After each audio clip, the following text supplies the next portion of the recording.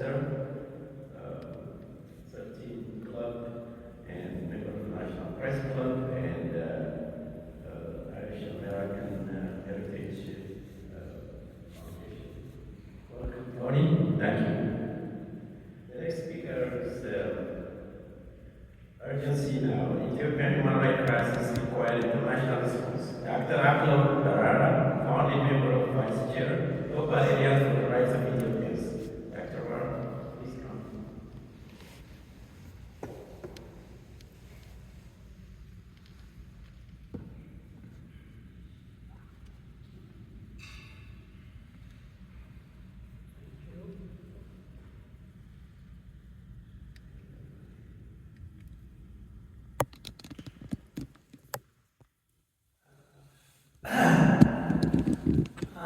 It's really hard to speak after the distinguished speakers who have spoken eloquently and boldly about the situation in Ethiopia.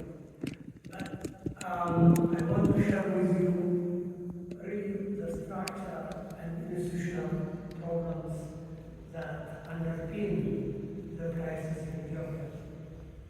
So first, allow me to begin by expressing my heartfelt appreciation to Senator Van Horen's team for making this historic room available to us. I have been here 3 or 4 times. I'm grateful to my compatriot, Mr. McConnell, for securing it, and to you, sir, for his cooperation and presenting one aspect, a critical aspect of why we are here. And I also want to thank Global Alliance for the Rights of Ethiopians, of which I'm Vice Chairman and founding member, for sponsoring this conference. This conference has special meaning for me, personal meaning actually, because I was told by Peace Corps volunteers who educated me in English and really sort of helped me open my mind to learn about the global community. This is a contribution that I shall never forget as a contribution by President Kennedy. I will not be standing here today without that remarkable American contribution in human capital formation. Ethiopian human rights crisis, really, that we discuss today, is really about human potential and the degradation of human potential.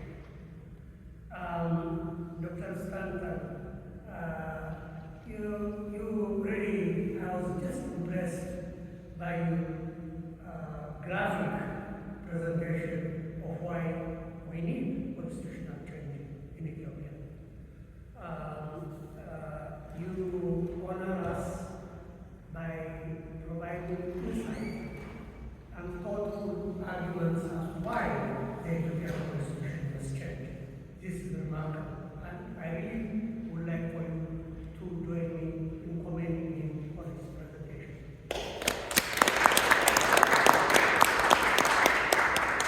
I also want to take 1 minute of your time to commend photojournalist German Countess.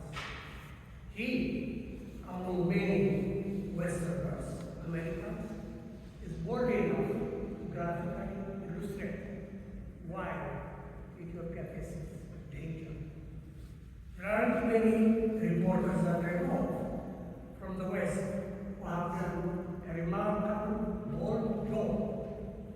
The fact that he is persona non grata is not surprising at all.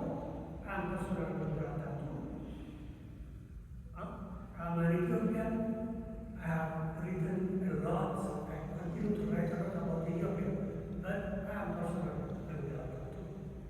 Join me in celebrating this actually, because those who are bad are those who speak the truth. So, it's really join the club. I want to commend Honorable Black Kenta Kulam for your eloquent presentation. Andrew Craig, Scott Morgan. These are thoughtful presentations. But I would like to really, my presentation is probably a little bit longer because I want to register my point for history. Because the world community really has little appreciation for the gravity of the problem in Ethiopia, one of the most important countries on earth. I think this history is scary. It is not only a country where three major religions coexist: Christianity, Islam, and Judaism. But it's also one of the centers of civilization. Ancient civilization. It's a civilizing state. It's not created yesterday. It's not created by Europeans. It's founded by Ethiopians, by Africans, by blacks. It's a model for the black world across the world. So it's a very important country. The Ethiopian story is really an untold story. Why Ethiopia should be saved is not only for Ethiopians, it's also for the international community and for the world. So it's a critical country. Ethiopia's atrocities really do not have boundaries. So I want to be careful that when I speak about atrocities, I'm not bounding it by tribe. It's human beings that are killed. It's human beings that suffer. The Ethiopian crisis is multidimensional, by the way. It is political, it's social, it's economic, it's spiritual, it's psychological, it's environmental, and it's also geopolitical. I mean, the latest incident with regard to the travel between the two forces in the Sudan that really cause pain and suffering for millions of people is an aspect of this. This convergence of crisis poses an existential threat to this ancient country, but it also has an effect on neighboring countries, including Sudan, including Eritrea, Somalia, and Kenya.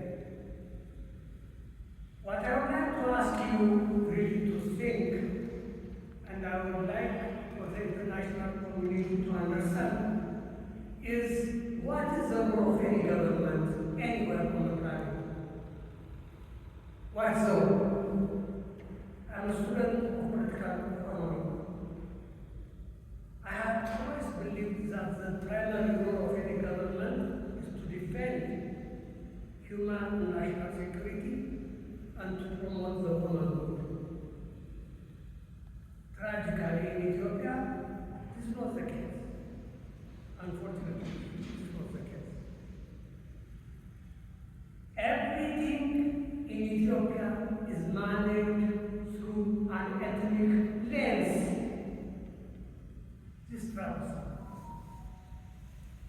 This travels in many ways.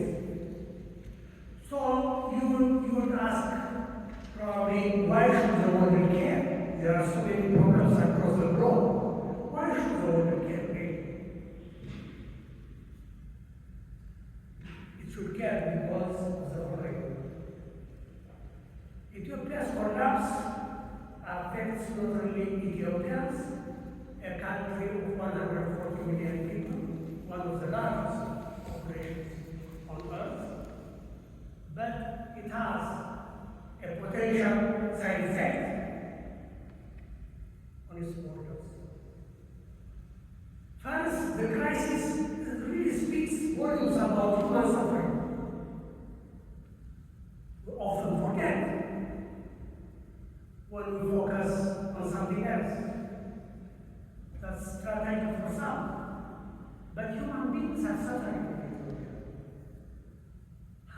hundreds of thousands of people have died, have perished.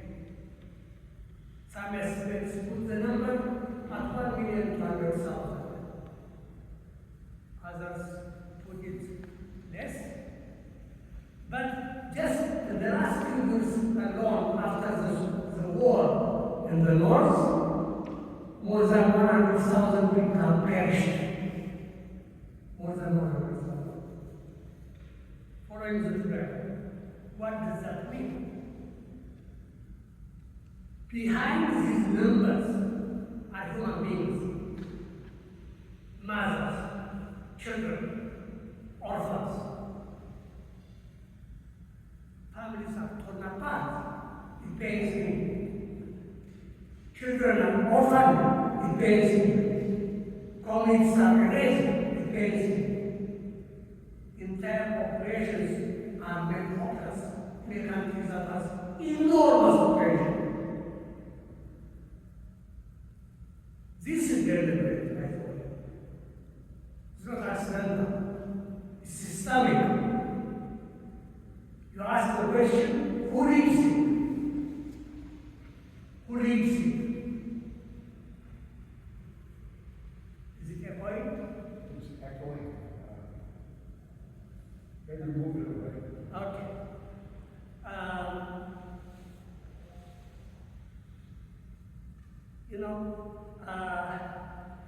It matters for the international community because of policy. It matters because human beings are affected.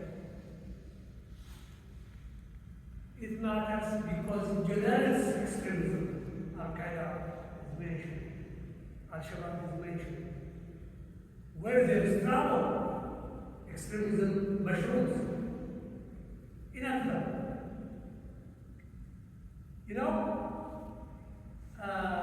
The United Nations and international policy institutions warn that instability in Ethiopia risks the following. I'll mention three. Mass migration. Ethiopia is home to a young population. 65% are below the age of 30. The population now has reached 140 million. It's huge. Mass migration means exit from Ethiopia. Where do they go?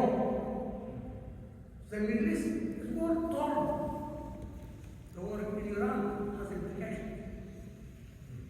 Regional destabilization. South Sudan, North Sudan. Regional destabilization is really critical because the neighboring countries, that Horn of Africa, which is one of the critical points of trade, Red Sea. Ethiopia's destabilization affects regional trade, border trade. Security risks and extremism. It also, I think one of the things that I want to draw your attention to is confidence in the international system is degraded hugely. The UN system, the United Nations Human Rights Protocol, if it cannot defend the rights of human beings, innocent civilians, who do they turn to? That's the reason why we're here. That's why this room matters, because hopefully the international community begins to listen to the crisis as an international crisis rather than as a localized crisis. The Ethiopian crisis are both a human tragedy of immense scale and a growing international crisis. If it's not contained, the implications are far-reaching. Ethiopia is really under strain. Let me share with you data that I will make up You have to make it up. Human Rights Watch 2026 confirms continued conflict and atrocities. Not confined to a political space. It's all Romeo is affected. Amara is affected. Tigray is affected. That's 75% of Ethiopia. Amnesty International says there's no accountability. One of the tragedies that I want to underscore, I'm sorry for taking time, but there is no accountability whatsoever. For example, Genocide Watch, the Lemkin Institute again to prevent genocide. Amnesty, Human Rights Watch, kept saying, and the Human Rights Commission, the UN, warning against the prospect of further genocide if there is no accountability. Sadly, there is no accountability in Ethiopia. Why? Why?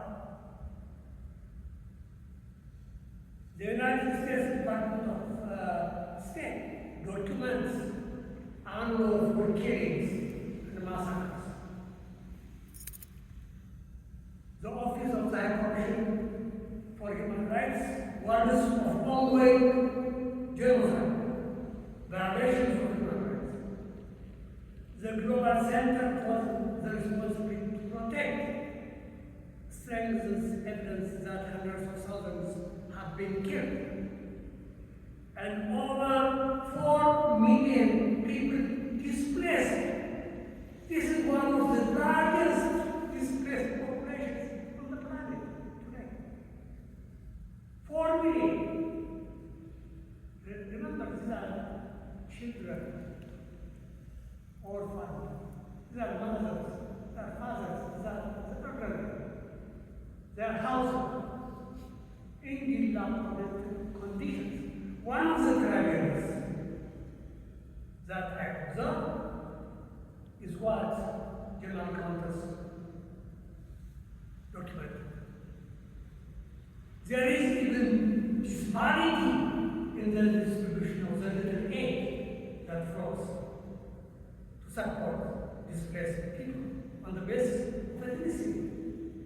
Don't you think that compounds the problem? I do.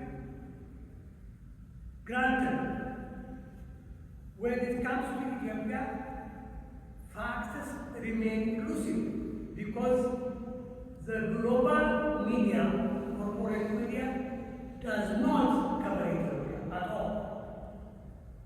On the contrary, it seems like black people killing one another is okay.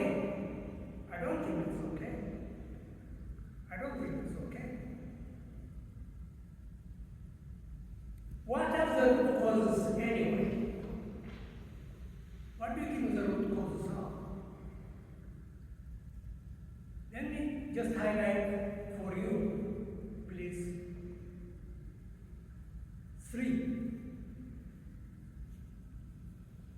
The greatest challenge Ethiopia faces is ethnic governance, stratification, and targeted repression. One ethnic elite against another. It was a period for almost 3 decades, followed by the Prosperity Party, which is headed by Oromo ethnic elites. One ethnic elite after another. Why? We need to ask the question, if Ethiopia is going to survive, it must deal with ethnic politics and bar it from destroying an ancient country. For example, the system today concentrates power and resources, including land, and protects only a privileged few. run a country of 140 million if you are exclusive. I don't understand. There is no data that I can find where exclusivity really hurts. It doesn't. Under the leadership of Abiy Ahmed and his ruling party, state institutions in Ethiopia, including security forces, armed forces, are used in ways that have resulted in widespread human atrocity.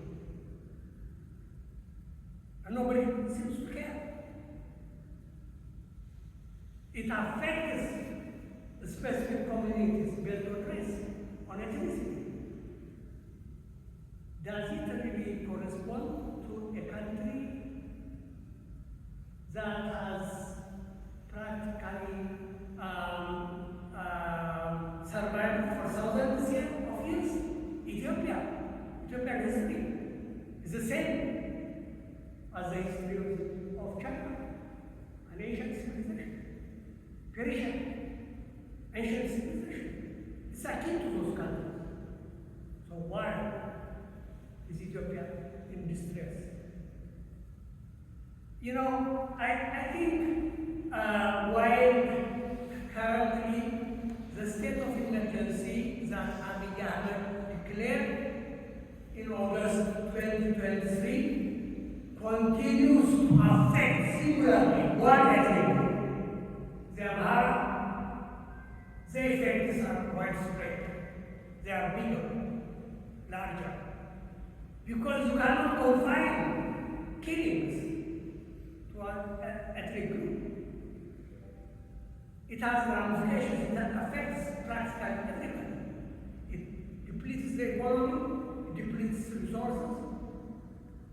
The young people who are sent to fight are young people who kill their brothers and they are killed in the process.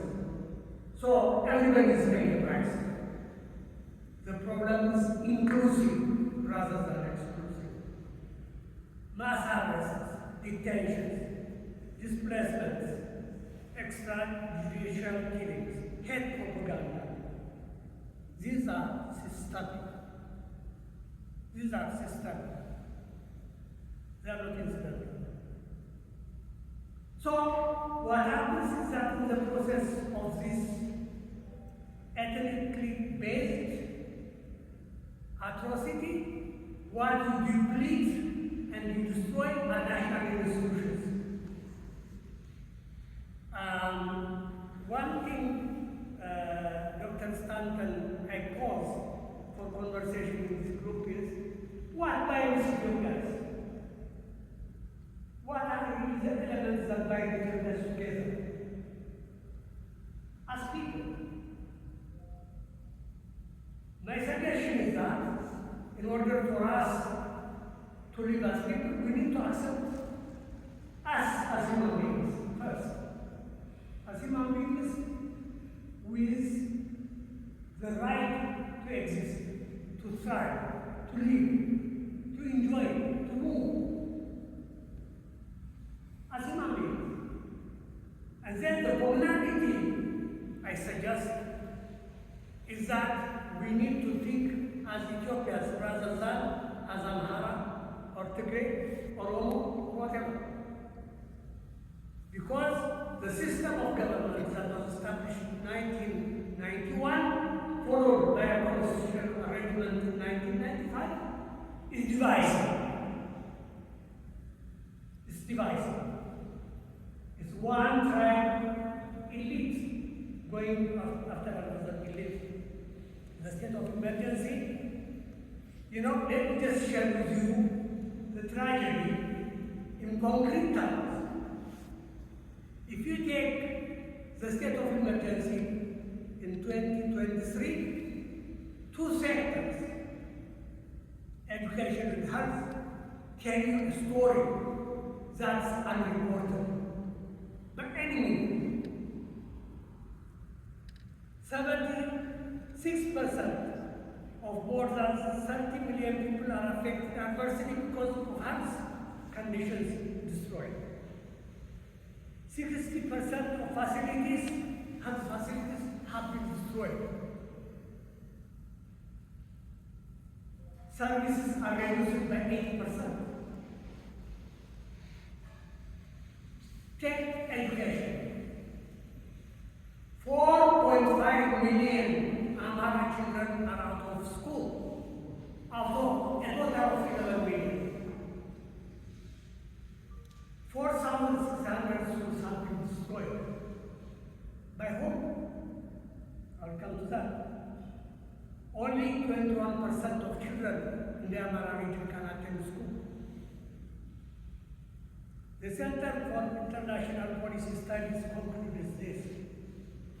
The targeting of schools and the educators shows a pattern of targeted human atrocity associated often with crimes against humanity.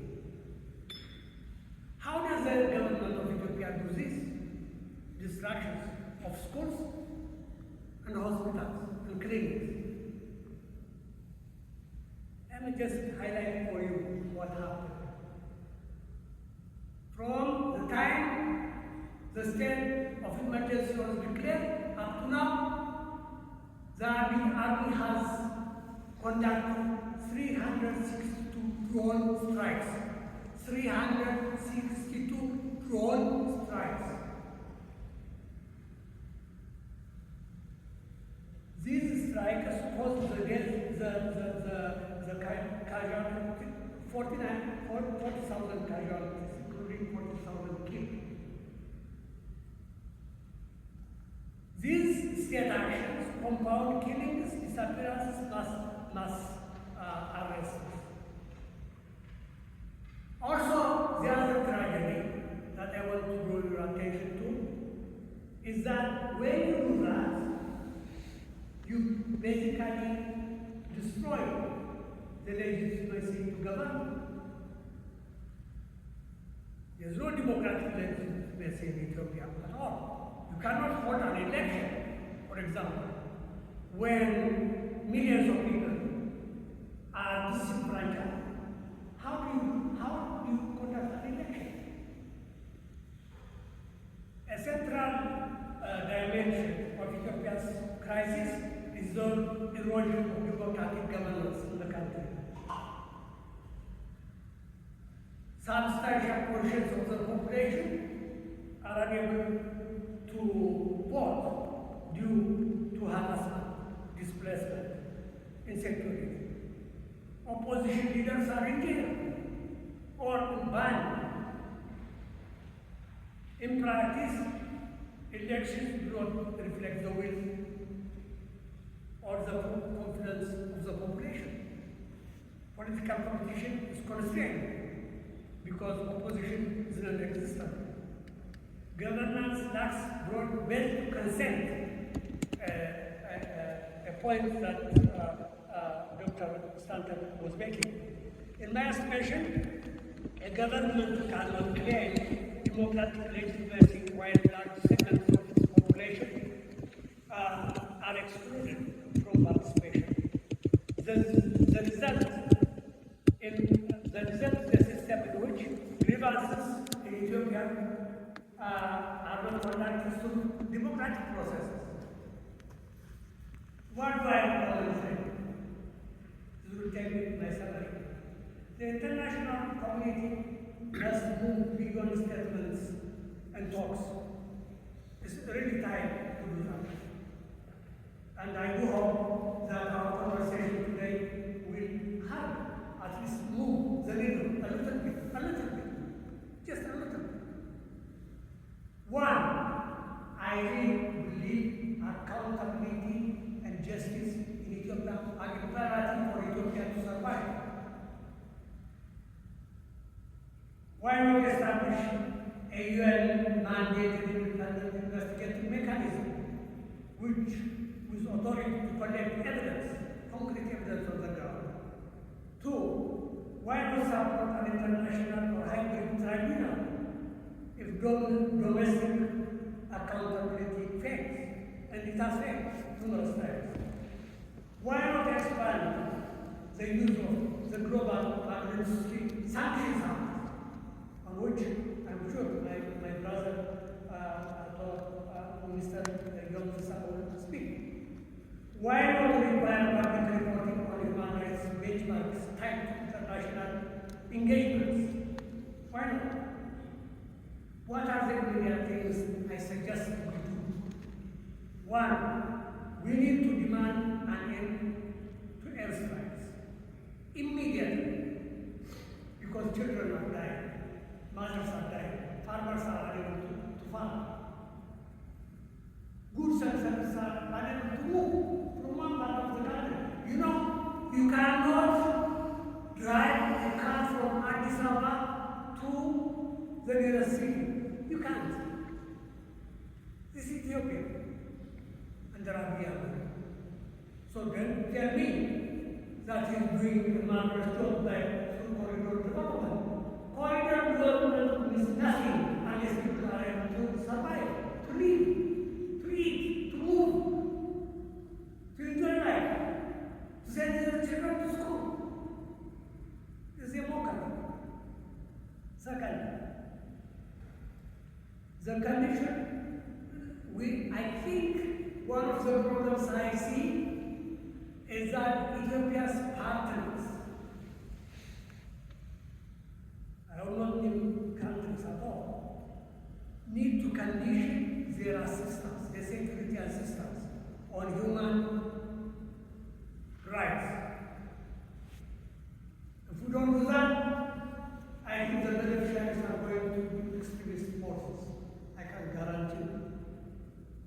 Why not fund emergency restoration as services, education to those affected regions? Why not? The value added of aid is really to improve human life. Otherwise, there's no sense.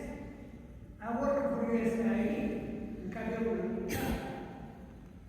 I've seen how aid can be diverted to serve exclusively elites rather than improve the welfare of people.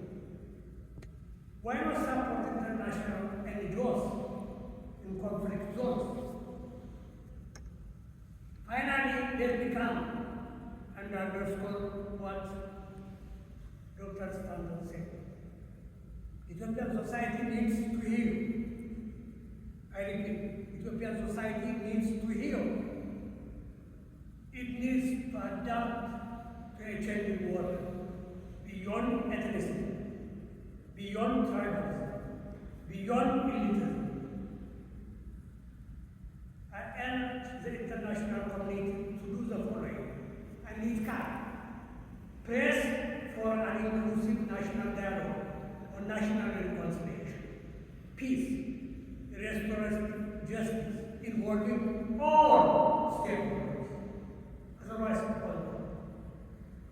B. Support reforms, strengthening the rule of law, protection of minority rights, restoration of national institutions. C. Encourage constitutional governance reform, a priority that I urge even at this time. Dr. Stanton, you can breathe if you are involved. I feel confident that constitutional reform can happen in Ethiopia. But none of this will happen unless we do this. The international community of Ethiopia, you know, I grew up here. I went to high school here. I went to college here. I'm mostly American. But my heart is in Ethiopia. I don't know why. But let me tell you this. The international community must coordinate its activities for Ethiopia. Otherwise it won't work. What do I mean? You cannot do meaningful human rights work and advance the cause of peace and stability in Ethiopia unless the United States, the European Union, the African Union, the UN, the GCC coordinate their activities. in support of Ethiopia. Because the politicization of the region is explosive.